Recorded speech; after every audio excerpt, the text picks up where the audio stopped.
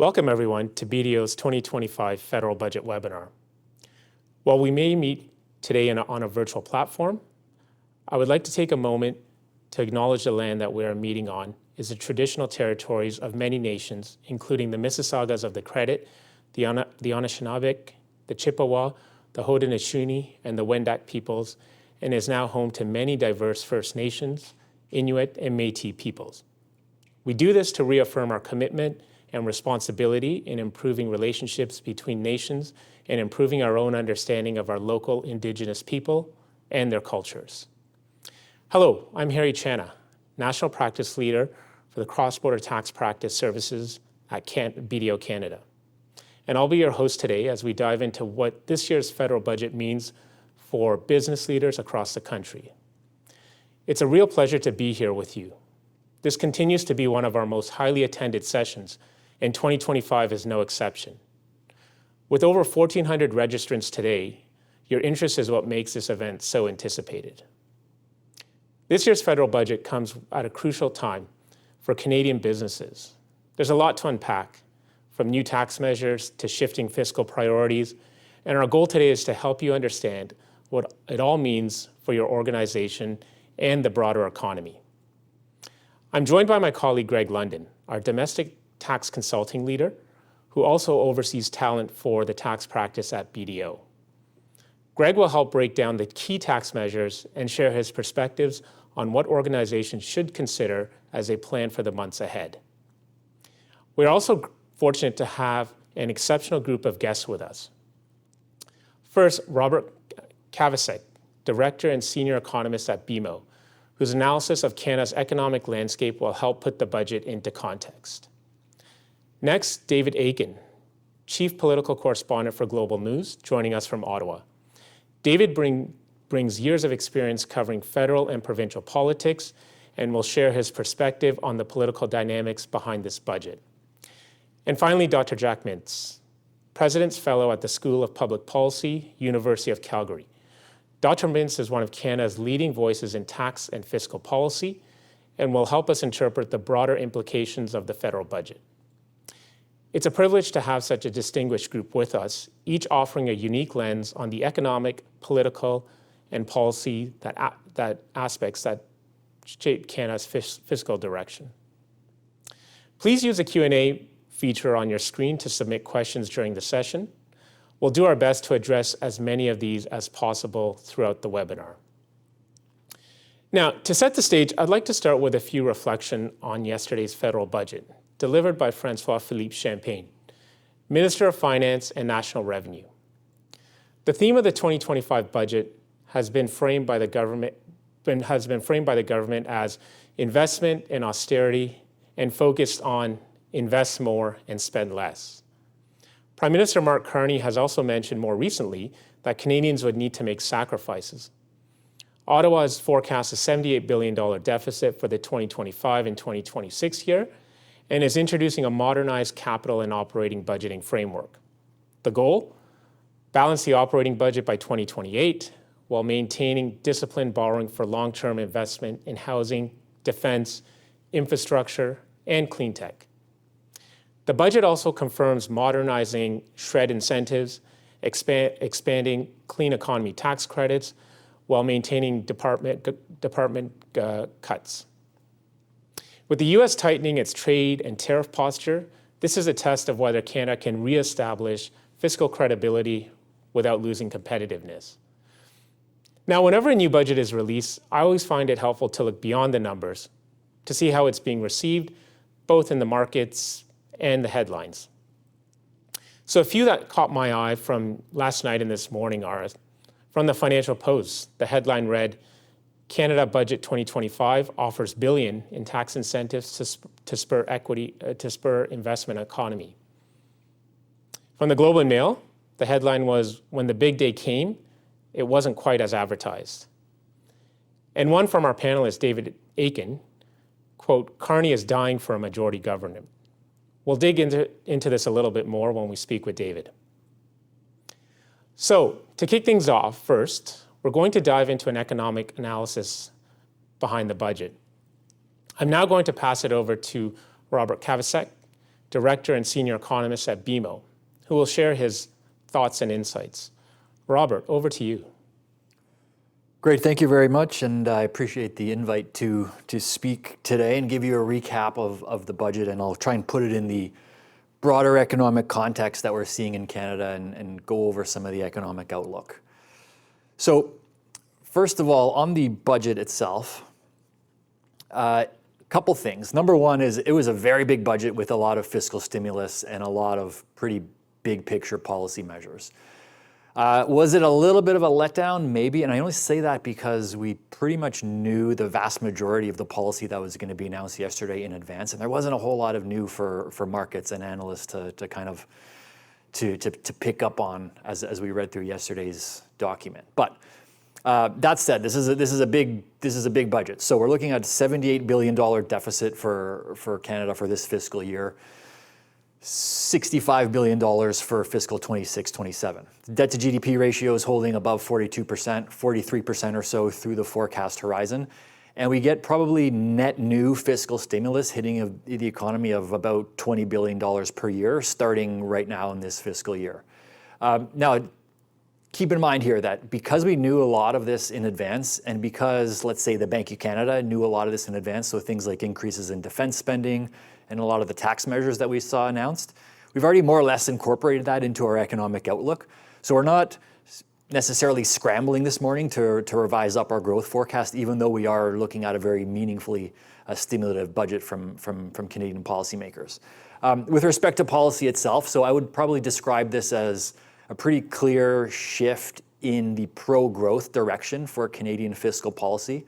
It's another Liberal government. It's another Liberal government with big budget deficits, but underlying these deficits is a much more pro-growth policy tack. So the increase in defense spending to 2% of GDP right off the bat, that's a lot of that's transitioning through capital spending and through higher wages. Things like the personal income tax cut that we saw earlier in the year. Layered on top of that in the budget yesterday was things like accelerated CCA and tax credits for R&D investment. All of that's considered pro-growth. A big increase in infrastructure spending out over the forecast horizon, whether it's port infrastructure or just direct transfers down to provincial and municipal governments for things like schools, roads, and hospitals. All of that's pro-growth and probably, what we would arguably say Canada definitely needs at this point. And then really a big component of the budget as well. It doesn't have a big dollar amount attached to it, but it's very important, and that's this kind of idea that the federal government's going to try and speed up the approval process of getting major private sector projects under construction and kind of get out of the way and reduce the red tape, so to speak, to drive more investment in the private sector across the country through the resource sector, through the manufacturing sector, and areas like that. That's going to kind of come down to execution in a lot of cases, but fundamentally, I think it's a good message for the government to be pushing at this point. So when we look at that, and we add it all up, it's a pretty big stimulative budget. A lot of it was already announced, and we're encouraged that we're going to get a positive fiscal impulse for the economy going forward. The other aspect of the budget we saw yesterday was another change to the immigration program, and I would call this one very important. In fact, I would say that even coming into the year before the trade war really started, this was probably one of the most important underlying trends in the Canadian economy because of the dramatic shift we're seeing here. And Ottawa really doubled down on the shift in immigration yesterday. So that's a picture of population growth in Canada going back over the last decade. Typically, we've seen a pretty sustainable 1% run rate. Over the last 2 or 3 years, of course, we saw population growth accelerate to 3.5%, almost 1.5 million people. That was putting tremendous stress on things like infrastructure, services inflation, housing infrastructure, rental inflation. And policymakers looked at that and said, look, we have a very strong permanent immigration program. We have a non-permanent resident program that kind of got away from us because it was unregulated and unchecked. So we saw hard caps on non-permanent residents put in place last year. And this budget actually doubles down and cuts those targeted inflows even further through 26, 2027, and 2028. And that's through the temporary foreign worker program and through the international student program. So effectively, that leaves us with a population that was growing at 3 to 4%, and for the foreseeable future, the next couple of years is going to be growing at about 0 as we get a net outflow of those non-permanent residents. And already you're seeing that on the ground in areas like housing, where where the minute those caps were put in place, we saw rental markets soften and rents start to come down. So that's a theme that's going to be with us for a couple of years still, and ultimately we settle back into about a 1% run rate and a very carefully monitored now and very well-defined immigration program for Canada. So where does that leave us? So from an economic growth perspective, Canada is growing pretty slowly right now. We're looking at 1.2% growth this year, 1.4% for 2026. Effectively, it's akin to like driving down the 401 at 70 kilometers an hour, right? We're not in a recession, we're not in reverse. We're going forward, we're growing, but we're growing below the speed limit. And we would kind of consider the speed limit for economic growth to be about 2% or just under. So we're growing, but we're growing at a slow clip. And really, a lot of the headwinds out there would be on the trade and the confidence front. So we're still clearly dealing with tariffs from the US. We're still not certain whether or not we're going to get USMCA renegotiated ahead of July 2026. We're hopeful that we are, but obviously that's kind of stop and go right now on the negotiation front. So in that environment, it's really hard for businesses to come out and say, yes, I'm going to take on a big hiring program, or I'm going to deploy a lot of investment capital at a time when we don't know what the rules of the game are going to be 3 months from now, 6 months from now, maybe even 2 years from now. So we're a little bit concerned that businesses are still going to be sitting on their hands through the turn of the year, through maybe the first half of 2026. But if we get some clarity on the trade front, we get a lot of pro-growth policy, especially pushing investment, and then we get into the middle of 2026, we have interest rate cuts filtering through the economy. We have the Canadian household that's in relatively good shape, all things considered. We think we're kind of setting the groundwork for better economic momentum through the second half of 2026. And we do see the economy getting back towards that kind of 2% speed limit through that period and then into 2027, assuming, of course, we can get this overhanging trade issue out of the way. On the inflation front, we're actually in a pretty good spot right now. So Canadian inflation, you can call it about 2.5%. The Bank of Canada, of course, publishes 3 or 4 different measures of inflation to confuse a lot of people. But when you look right down into the guts of inflation, it's probably about 2.5% right now being the run rate.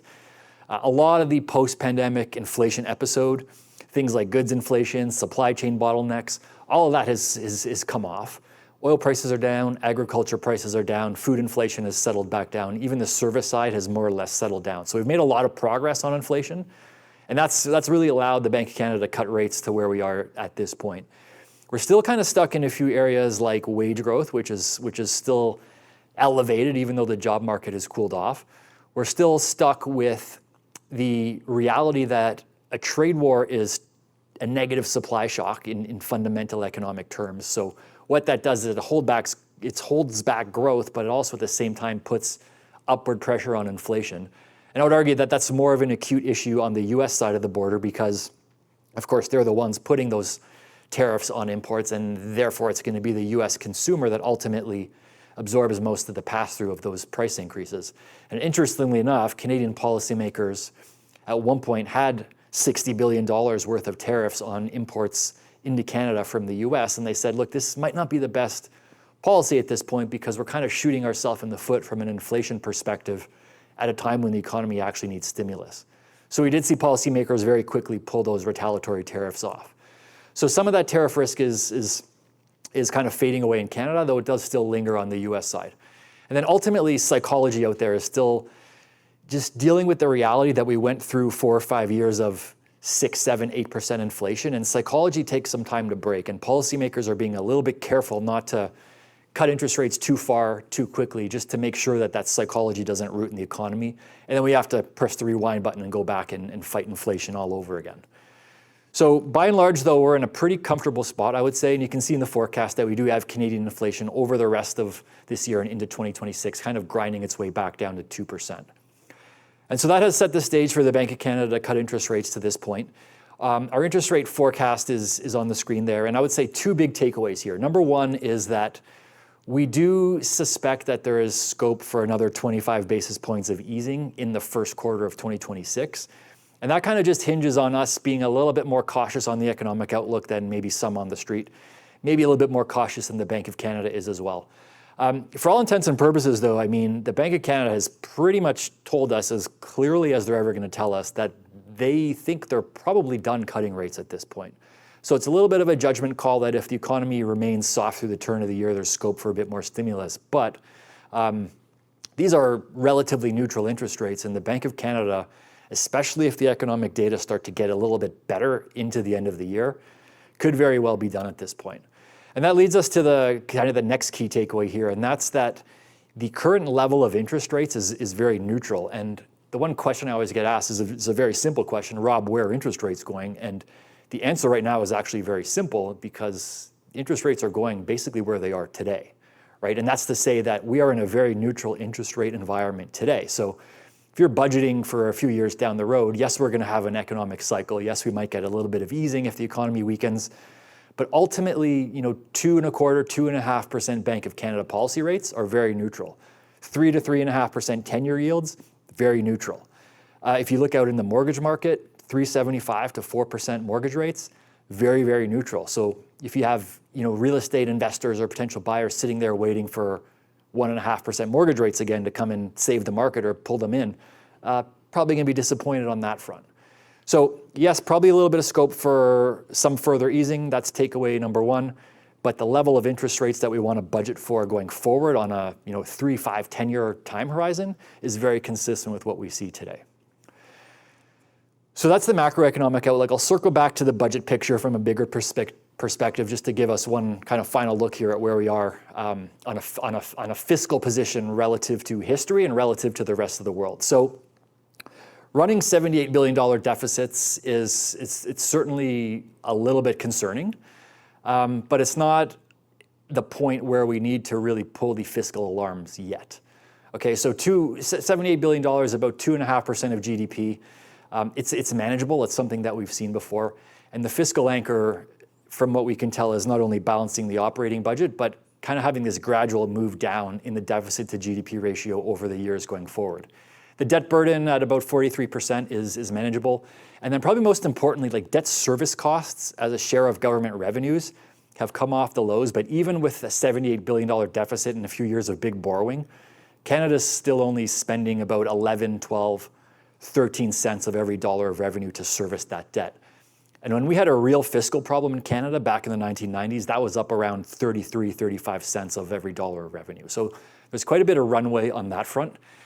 If there is a concern here, I would say that it's the same concern we've been bringing up during deficit budgets over the past number of years. And that's if you're going to have a fiscal anchor that's tied to something like a debt to GDP ratio or a deficit to GDP ratio staying relatively flat, it's almost inevitable that that anchor is going to break at some point when the economy rolls over and the denominator falls. For example, we go into a recession and GDP falls, well, those ratios immediately jump overnight. So I don't put a whole lot of stock, to be honest, in that underlying fiscal anchor. And I would probably say, yes, we're in a good spot for now, but when we look 3, 5 years down the road with structural deficits that are still around $50 billion and no hard fiscal anchor, at some point we might start to have a bit of a conversation on Canada's fiscal position, but I don't think that point is necessarily today. And then the last takeaway would be, well, we can look through history, but we can also look across the developed world and say, what's Canada's fiscal position look like today? And it actually is starting in a pretty good spot. So that's just a quick scatter plot of how the G10 plus Australia stand right now from a fiscal position. As you go up the vertical axis, that's the budget deficit getting bigger. And then as you go out across the horizontal axis, that's net debt getting bigger as a share of GDP. So where you want to be is down in that bottom left corner. And Canada, of course, is still, with a AAA credit, down in that bottom left corner and a pretty well-performing, pretty solid standing among the developed world economies. Contrast that to the US as an example, where budget deficits today are running at about 6% of GDP. And there's a legitimate and immediate fiscal problem facing that economy. Canada's not quite there yet. We have still some runway to go before we start to have those really tough conversations. So I will leave it at that. That's kind of how we see the macroeconomy evolving and kind of the context that we kind of place this budget in. Thank you, Robert, for your analysis. We have time for a question or so. So one question I had is, how did the market react to the budget? So that's a very good question, because ordinarily you would look at a $78 billion deficit and there would be, maybe a little bit of shock over that, maybe a little bit of concern, but I think the market was so conditioned to see a big deficit number already, like we talked about a lot of the policy being pre-announced, that we were hearing whisper numbers of anywhere from $80 to $100 billion on the deficit this year. So there was actually chatter in the lockup about this being a very conservative or restraint-heavy budget. And in isolation, no. I mean, you're going to increase the deficit to almost $80 billion. It's not at all restraint. But relative to what some of the expectations were, it actually came in on the low side of the bar. Even the issuance program, Canada is going to probably issue almost $300 billion worth of GOCs next year through 2s, 10s, and 30s. There was a concern that that number would actually be quite a bit higher. Year over year, issuance is actually going to be down. T-bills are going to take up a lot of it. So what we actually saw in the immediate hour after that budget came out was yields across the 5-year space, 10 years, and 30 years actually backed off a little bit, just because of that relief that things didn't look a whole lot worse, and they could have. Perfect. No, thank you. Appreciate that, Robert. And again, thanks for all your insights on that. So now we're going to shift focus, and I'd like to bring up our panel to join the conversation. So we have David Akin, Chief Political Correspondent for Global News, joining us from Ottawa. Dr. Jack Mintz, President's Fellow of the School of Public Policy at the University of Calgary, joining us from Calgary. Welcome, David and Jack. Great to have you both with us. Great to be here. All right. So I wanted to break down this panel and talk about the budget really in 4 key areas. So one's around budget timing, tax competitiveness, capital budget design and accountability around that, and then lastly, around trade security and the global context. So I'll start with budget timing. So the federal government has shifted its budget cycle to the fall, reserving the spring for the economic and fiscal update. Ottawa says that this modernizes the approach, it better aligns with corporate and provincial planning, improves transparency, allows for greater and faster implementation of capital and investment decisions. So David, I'm going to start with you. With budgets moving to the fall, what does this actually mean in practice and how governments manage their fiscal priorities? Well, in fact, and thanks for inviting me, and it's good to be here today. Busy morning on Parliament Hill. We had a caucus member in the Conservative Party defect to the Liberals, so that's a big deal. But what I think we've heard from a lot of budget experts over the last 15, 20 years is a request to move the budget ahead. Too often we've had budgets in late spring. After the fiscal year has started, we've had budgets sometimes in the fall of a fiscal year. And that has caused a lot of problem for businesses trying to plan. It's caused a lot of problem for provinces as they set out their capital budget. They want to know what transfers are coming from Ottawa. So I think there was there was a lot of cheering, essentially, from the geeks who do budget planning and are deep into government's fiscal performance is, okay, we have the game plan now. Capital and spending plans will be set to begin on April the 1st. Of course, just to remind everybody, the government's fiscal year starts on April 1. And I think there was broad appreciation from provinces as well. I think Ontario is doing a fiscal event today, so we may hear that. And we can talk a little bit more about this splitting up capital and operating budget. The theory is good. The execution, I think, we'll still have some discussions about that. Okay, thank you, Dave. Jack, wanted to get your thoughts as well. Where do you stand on the move of the federal budget timing? Well, actually, I do agree with David. I think there's some sense to doing it. In fact, typically in the past, and I've been around Department of Finance for almost all my career in various forms, that the view was that actually budgets should come out in February in order to give the provinces particularly enough time for their budgets that tended to follow. But then, of course, various circumstances happened, and some budgets came out in March. Sometimes they came out as late as April, and in the case of some provinces like Alberta, which tends to have its budget out by the end of February, this was not a very good practice. So I do like the idea of moving it to the fall.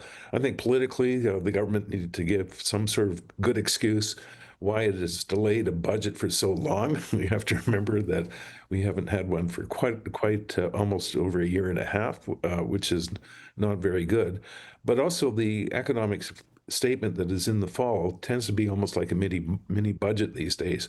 At one time, the economic statement was just purely a review of where the economy is at and what the government was forecasting, and didn't have a lot of measures in it. And then it started being broadened to include more and more measures. That economic statement will now be in the springtime. So in a sense, we've kind of just reversed things. So we're going to have our big budget in the fall, and we're going to have our mini budget later on, in a sense. And so I think, I think it's an okay shift, but I don't think it's going to matter too much, except to the extent that it really does help the provinces and perhaps the private sector, and having the major budget coming out at the end of the year, which I think is more time for planning for the following year. And Harry, can I just one other little weird point that Yes. people may not know? There's no legislated requirement for any government to present a budget. It's not a thing you have to do. We didn't have a budget in the middle of the pandemic a couple of years ago. After the events of September 2001, the whole timing was disrupted. It's required that you present what are called estimates, the government spending plan. That you have to do. But you don't have to legislate a budget. And actually, when they presented this plan, I was asking finance officials and the finance minister, why not put it in the House of Commons Rules and Procedure or something? Still TBD on that. So this tradition that Mark Carney is starting, a fall budget, it's going to be dependent on the next prime minister, a conservative prime minister perhaps. Will they continue the tradition of fall budgets? Because just because they're doing it today doesn't mean they might do that next year or any other year. That's right. And I agree with David on that. Actually, it isn't legislated. It was a bit of a tradition over the years, and then of course it's changed, and it's not a matter of legislation. It's really up to the government what it wants to do, and who knows? That fall budget could easily slip into January or slip into other times. We'll just have to see what prevails over time. That's right. Yeah, and I guess that sort of leads to, David, I wanted to just pick up on something that you had said there, just everything that's been happening in Ottawa over the last 24 hours. And it's just under 24 hours since the budget was tabled. So what's the read on the political dynamics in Ottawa? Are the Liberals confident that they'll get enough votes to get this budget through, or negotiations, are they still fluid? They are confident. So as I mentioned, I've just been coming from some, chasing MPs this morning on Parliament Hill. Every Wednesday morning on Parliament Hill, when the MPs are here, it's caucus day. So they're all meeting in their behind closed doors, and they're going over the budget. But yesterday morning, when we woke up, the Liberals had 169 MPs, including the Speaker. It's 172 votes that are required to pass the budget. But the Liberals went to bed last night with 170. Right? Chris d'Entremont, who has won 5 elections in Nova Scotia as a progressive conservative provincially, 3 elections as a federal conservative, yesterday said he's out. He believes he's a Carney Liberal, and he crossed the floor. And so a lot of the conversations I had with MPs, conservative MPs, calling him a coward and they hate him and whatever. Chris d'Entremont made the decision he made. He was introduced to caucus this morning by Mark Carney, and it's a big deal. And d'Entremont is telling us there could be others in the Conservative caucus. So the rest of my day will be spent chasing around MPs we think are likely suspects who may also cross the floor. But the point is, 170 votes right now are on the Liberal side. They need 2 more. So there might be some floor crossers. The Conservatives have already said, Pierre Poilievre said yesterday, these deficits, no way, he's not voting for them. He will be advancing the political argument that deficits are causing, the Canadian government's deficits are causing food inflation. And as you just heard Bob Kapchik say, well, inflation's down, food inflation's over. I'll let a politician make whatever case they want to make, but that is the political argument that Poilievre is making, that those deficits are causing inflation. We'll see if that's effective. Certainly, if he's able to, people have an affordability concerns, and if he can say inflation means affordability, and that inflation is caused by deficits, okay. So they're voting against it. The Bloc Québécois, there's nothing in it for Quebec. We've heard this from the Bloc Québécois before. They're pretty much not going to vote against it. There are 7 NDP MPs, 7. And if they vote as a group, that's it. The game's over, and that will be enough for the Liberals to get the budget through. They are thinking about it. They too are meeting this morning behind closed doors, talking about it. They're in the middle of a leadership race, and one of those MPs, Heather McPherson from Edmonton, is running for leader. She's running against Avi Lewis, who's not in Parliament. And Avi may be more hardcore to reject the budget, and Heather may have to appear for her leadership ambitions as if she wants to reject it. So there's some weird dynamics going on with the NDP. One might abstain, one might vote in favor, others might abstain, or might have more floor crossers. So very fluid situation right now politically, but all the Liberals going into their caucus meeting this morning were very confident that there's not going to be a Christmas election. And if you had a calendar out and you want to note it, I looked it up today. If the government falls on November 17th, that's when the budget vote is going to be held. The election would be either, by law, December 29th or January the 5th. So Merry Christmas. You could be going to the polls. All right, lots more to come on that one. Thank you, Dave. So I want to shift focus, talk a little bit about tax competitiveness. And Jack, I want to maybe direct this question over to you. So looking at the 2025 federal budget, with the expansion of expensing of certain manufacturing and processing buildings, the build out of clean tech economy credits, does the budget go far enough to do any meaningful improvements on investment climate and business competitiveness, or are these just incremental steps in the right direction? What are your thoughts, Jack? Well, I think we first of all have to remember that Canada actually by 2012 created quite an important tax advantage relative to the United States and other countries and made ourselves look a lot more attractive for investment at that point. In fact, United States still had a corporate income tax rate of 39%. We brought ours down to 26% by that time. And same with compared to many other OECD countries, larger ones, smaller ones, whatever. We certainly established good tax competitiveness by that point. However, with the U.S. Making a dramatic change in late 2017 with the Tax Cuts and Jobs Act, it had lowered the effective tax rate, the corporate income tax rate, including state level taxes, from 39% down to roughly 25%. In other words, eliminating our corporate tax rate advantage. Also, U.S. has had what's called bonus depreciation for years, going back to the early part of this century, and in fact, it reintroduced, let's say, expensing again for machinery in the United States under that act, and so it's been in place for some time.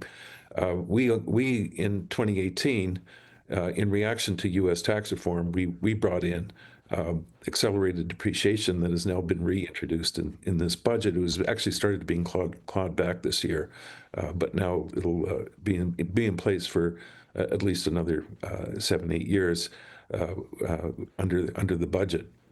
So, and then we've introduced this productivity super deduction, which is for manufacturing investments and structures. They were already manufacturing, already got expensing for equipment as well as clean energy, and so that it's just an additional degree of tax competitiveness that's introduced for manufacturing. The problem with our corporate tax system, though, is that we're just copying the United States to a large extent. We're not creating an advantage, and in fact, in some ways we're probably doing the worst thing in favoring some industries over others. In fact, the manufacturing effective tax rate virtually drops to zero.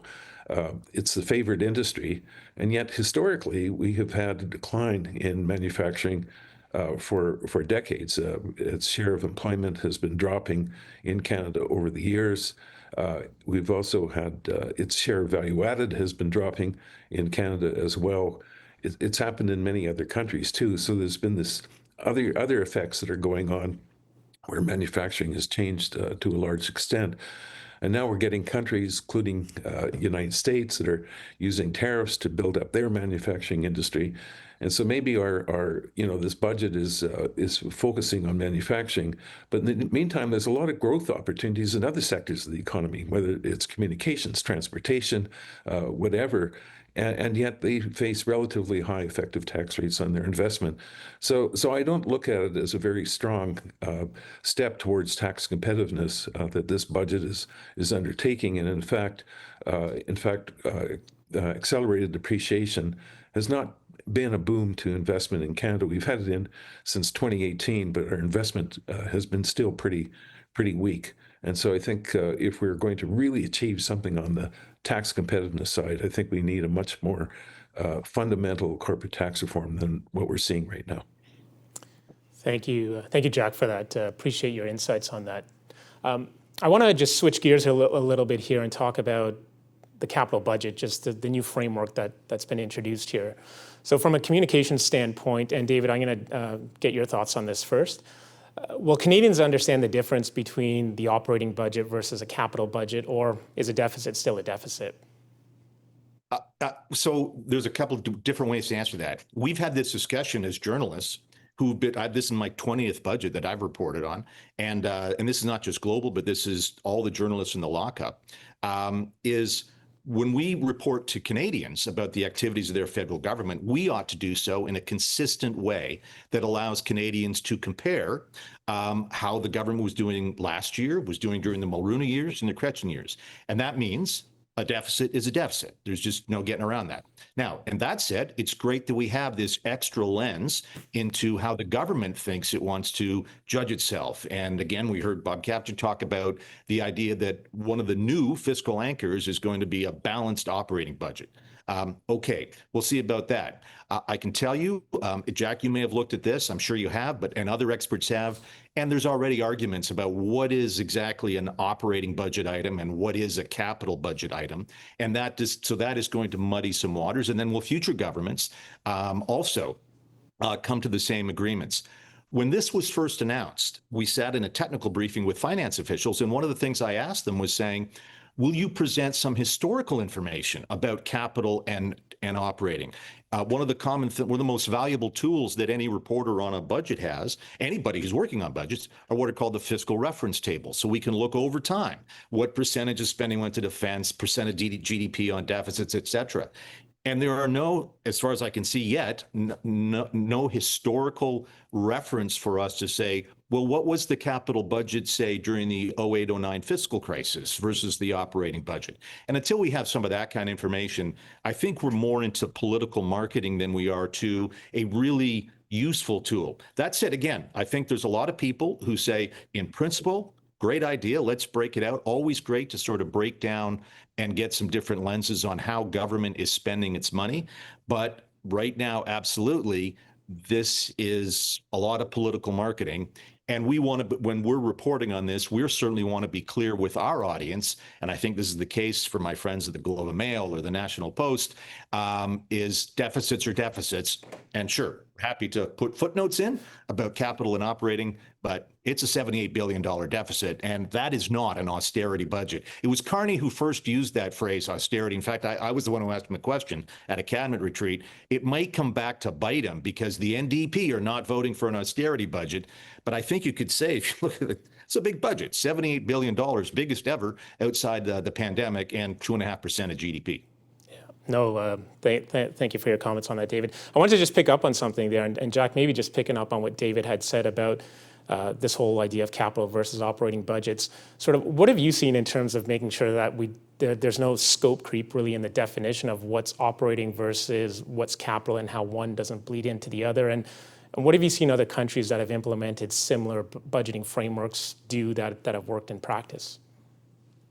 Okay, well, first of all, I read the budget yesterday and spent a lot of time trying to understand the new approach to estimating capital expenditures. And I'll say a few things about that in a moment. It's extremely confusing even for an expert. First of all, we have to remember that the federal government has been doing capital budgeting already, but it's only with respect to the structures that they buy. In other words, federal buildings and et cetera. So they aren't expensed as part of calculating the deficit, but there is amortization, which is deducted as an operating expense when determining the overall surplus or deficit of the government, which is also followed by the provinces and municipalities. What this capital budgeting does is actually broaden it beyond what normally has been done for public accounts purposes. And there are some examples in the world, for example, the United Kingdom, that tries to follow some of this approach. And I think there is some value to understand that all government spending isn't just on consumption, it's also on creating, on investment. But I think that it is very confusing, really, about the way that it's currently presented. We're actually not, at least from what I could tell, unless I miss it, I did not see anything measuring what I would call the stock of capital investment. And that would be an important measure, because anytime the government spends on capital, it would add to the total stock of capital. It would depreciate over time, and that would be a charge that would be laid against the operating budget. As the discussion in the budget makes clear, there is no stock, at least from what I could tell. And also, some of the capital spending that the government is doing in terms of grants that are giving to provinces, municipalities, and private corporations, and as well as tax relief, which I'll get into a moment. All that is going to be, that's all treated as a flow of capital expenditure, but it's not being amortized.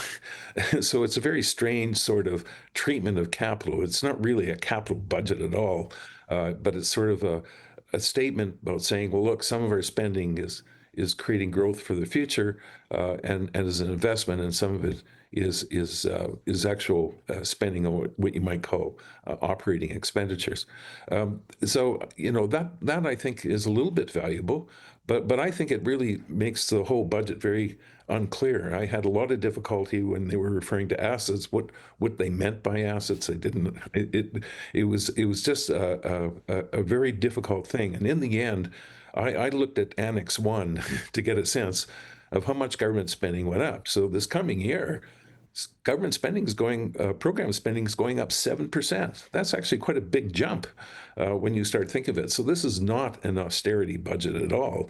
And in fact, spending is being projected to go up over the next 5 years, a total of 16%. And of course, who knows what spending is going to do after next year? As we know, these budgets are terrible at their various forecasting. And so we don't really get a lot of understanding with this capital budgeting outside of saying, well, some of our money is going into various things. The weirdest one, which no country does in the world, is to include tax incentives for investment, whether it's tax credits or accelerated depreciation, or the big productivity super deduction that was introduced in the budget. Because as studies have done, economic studies have shown over and over again, some of these incentives don't work very well. You don't necessarily create the new capital expenditure with them. I think it's really a joke to kind of include them as part of the capital expenditure of a government. And in fact, I think it just creates more smoke and mirrors about what the true meaning of capital is. And so I do think that there's a lot of flaws in what's being achieved. And it does make it very, very problematical in terms of trying to understand it. So in my view, I just go back to the current budgeting practice that we've had before now to really understand how big government is getting, how big the deficit is going to be, how much more debt is going to be required, rather than trying to go through this minefield of what's being discussed as capital, when some of the capital expenditures that are being listed aren't really expenditures at all. Perfect. No, I appreciate that, Jack. David, you have the floor for 30 seconds. Any last parting comments just in terms of the budget? I just want to come back to political marketing and build on what Jack said. If any of you have the actual budget book in front of you, on page 64, there is a chart at the top of the page. And what it shows is just breaking down how are capital expenses going up over the forecast period of the budget, 5 years. Oh, they're really going up. But direct program spending is down. Direct program spending bad. Transfers to persons, we have to do that. OAS and CPP, transfers to government going up about the same rate as the economy will grow. That's pure political marketing. We have no idea, as Jack said, exactly why when the government writes a check to the province of Ontario, they can call that a capital expenditure. We don't know what asset is behind that to back that up. Even political reporters can figure out that's a bit weird.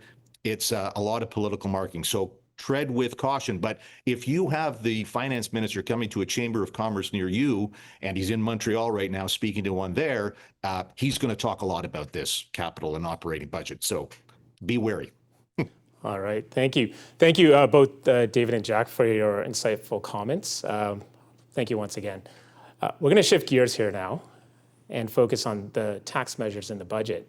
So I'm fortunate to have my esteemed colleague Greg London with me here to walk us through some of the big ticket items and what they mean for our viewers. Greg, over to you. Thanks, Harry. Appreciate that and great insights. That's amazing to listen to David and Jack. So my name is Greg London. I'm the domestic tax consulting leader here at BDO Canada. And yesterday, I actually had the opportunity to be in Ottawa as part of the federal budget lockup with a couple of colleagues, Peter Routley and Jennifer Horner. They're on the webinar today to answer any of your questions. This year's budget was titled Canada Strong. It's one of contrasts, I find. On the business side, it introduces some of the most significant investment incentives we've seen in about a decade, measures that aim squarely at productivity, innovation, and competitiveness. On the personal side, though, much quieter, restrained, perhaps even minimalist, reflecting stability rather than reform. My comments today are going to focus first on a few of the business measures in the budget, particularly three areas that I think will be of interest to our clients. The new productivity superdeduction, changes to the Scientific Research and Experimental Development Program, the SHRED program, and a modernization of Canada's transfer pricing rules. I'll turn briefly to the personal tax side, highlighting what we didn't see in the budget and a couple of measures that were. So let's start. On the business measures, one of the headliners for Budget 2025 is what the government is calling the Productivity Superdeduction. It's a set of accelerated tax incentives designed to encourage Canadian businesses to invest.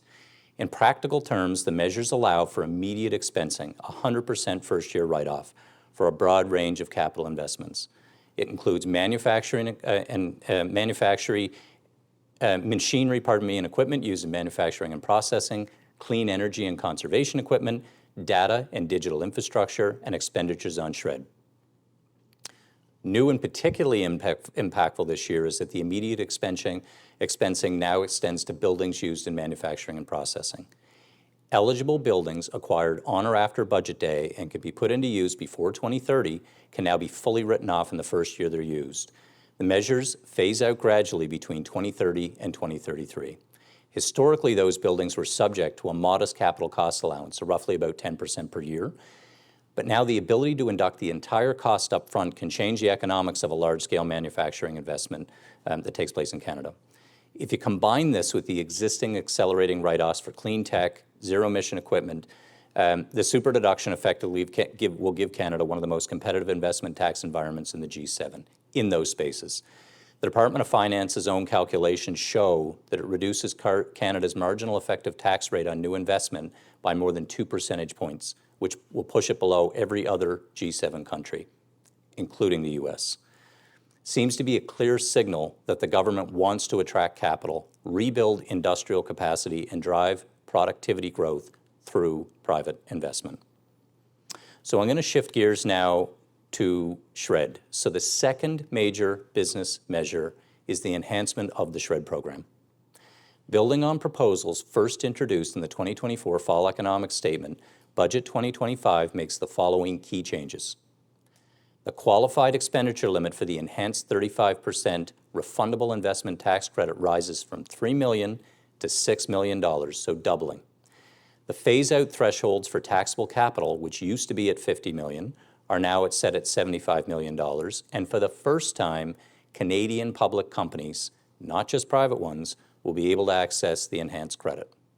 The changes apply to taxation years that begin on or after December 16th, 2024. The SHRED program has long been the backbone of Canada's innovation ecosystem. These adjustments substantially increase the reach and relevance, particularly for scaling companies that are crossing the threshold from private to public ownership. For many businesses, this represents a timely opportunity to review how they structure their activities and how they capture eligible costs, both to maximize credit potential and to ensure compliance as the program evolves. I also saw in the budget that it indicated that in conjunction with increased dollars, the government wants to make it easier to file SR&ED claims, citing a pre-claims review process and overall streamlining claims filing. We have the best SR&ED team in the country, so I would encourage you to reach out to them if you have any questions.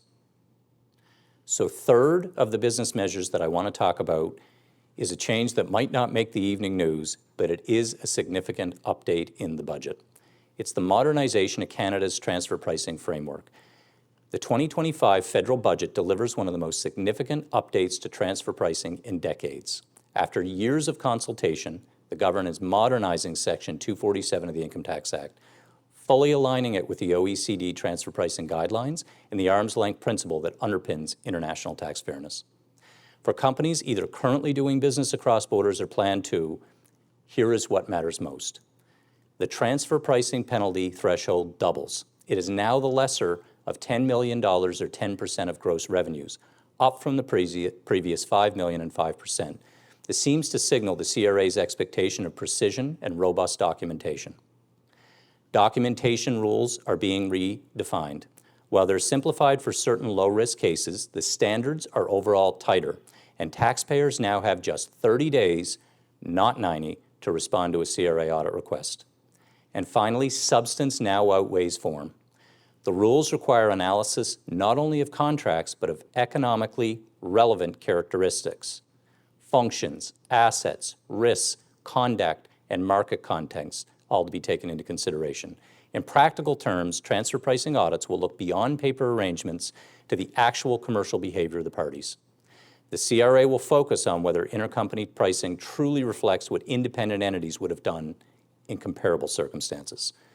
At BDO, we see this not simply as a compliance challenge, but as an opportunity. We're helping clients stress test current pricing policies, strengthen governance, and document the economic rationale before the new framework takes effect for taxation years beginning after November 5th, 2025. Ultimately, this reform is about more than avoiding penalties. It's about building defensible, value-driven pricing strategies that align with global best practices and withstand CRA scrutiny. So I'm going to switch gears and move to the personal measures. And again, it's a bit odd, but I'm going to talk about what wasn't in the budget, because I think it's noteworthy. A lot of rumors on what we would potentially see, but there was no wealth tax, no estate tax, no inheritance tax, and no increases to the top personal income tax rates. There was also no changes to the alternative minimum tax rules, as some suspected. There was a rumor, for example, just before the budget that we could see alternative minimum tax added to capital dividends, but it did not materialize. Given the government's spending priorities in the fiscal environment, this restraint feels deliberate. It reflects an intent to provide stability for households and avoid additional pressures on high-income earners or investors at a time when economic uncertainty remains elevated. So a couple things that were in the budget that were repeals of the Trudeau legislation era. Budget 2025 repealed the underused housing tax, the UHT. It was a 1% annual tax introduced in 2022 on vacant or underused residential properties owned by non-residents. As of the 2025 calendar year, no UHT will be payable and no returns will be required. Compliance obligations and penalties do remain in place for 2022 through 2024, but this marks a clear end to the regime going forward. The repeal seems to acknowledge what many in the industries have said since its inception. The administrative burden of the UHT outweighed the limited impact on housing availability. Pragmatic step towards regulatory simplification. Another measure, we saw the removal of the luxury tax on aircrafts and boats. It's being abolished. So as of budget day, there will be no tax payable on new sales, imports, or major improvements to these assets. Vendor registrations remain in place temporarily for rebate purposes, but will be automatically canceled by February 1st, 2028. This change is positioned as a competitive measure, one intended to support Canada's aviation and marine industries, particularly those tied to export and tourism, which were disproportionately affected by the previous tax. And finally, registered plans. So RRSPs, RESPs, TFSAs, and similar vehicles. There was a lot of chatter before the budget that we could see some changes to some of these investment vehicles. They largely remained unchanged. There are minor adjustments to update the eligible investment classes to really bring parity across them. but no new account types or contribution limit increases were introduced and no changes to RIFs, which had been rumored. For individuals, I think this means predictability, a steady policy environment for personal savings and retirement planning. So I think in closing, Budget 2025 can be viewed as a study in contrasts. On the business side, it can be considered growth-oriented, rewarding capital investment, innovation, and international alignment. On the personal side, it feels measured and restrained, signaling continuity rather than change. For practitioners and businesses alike, the message is clear. Canada is inviting investment, encouraging innovation, and aligning its tax framework with global standards, all while maintaining stability for individuals. As BDO's domestic tax consulting leader, my team and I will continue to analyze the fine print as legislation is tabled in the weeks ahead. But for now, these measures mark a decisive step towards strengthening Canada's competitive position in a fast-changing world. I'm going to pass it back to Harry to close the webinar. Thank you. Thank you very much, Greg, for that summary of the key tax measures. Definitely some immediate actions and some takeaways that we need to consider and our clients need to consider. So as we wrap up, I wanted to first of all extend my sincere thanks to our guests, Robert, David, and Jack. Thank you for sharing your insights, your commentary, your in-depth analysis of the budget. I know everyone joining us today, business leaders, taxpayers, and professionals alike, truly appreciate your expertise and your opinions. So thank you once again.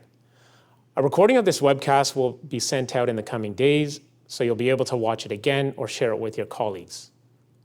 Finally, on behalf of the entire BDO tax leadership team, our entire tax practice, and all of us here at BDO, thank you for spending your time with us today.